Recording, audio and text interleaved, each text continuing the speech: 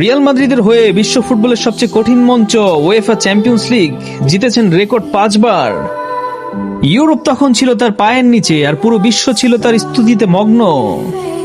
কিন্তু তাজমহলের গায়েও যেমন দাগ লাগে, তেমনি এই অতিমানবকেও সইতে হয়েছিল ভাগ্যের নির্মম পরিহাস।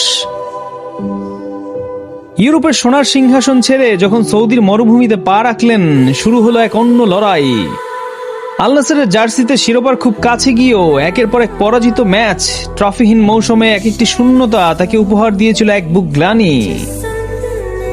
আর ঠিক তখনই ধেয়ে এসেছিল নির্মম ট্রল, সস্তা উপহাস।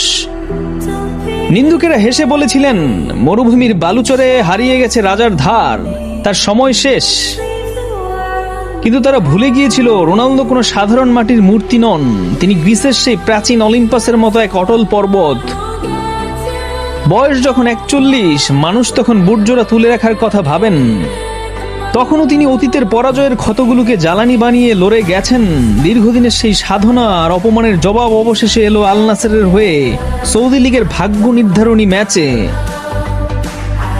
41 বছর বয়সে এই ক্ষুধার্ত সিংহ গর্জে উঠলেন, করলেন চোখ ধাঁধানো জোড়া গোল।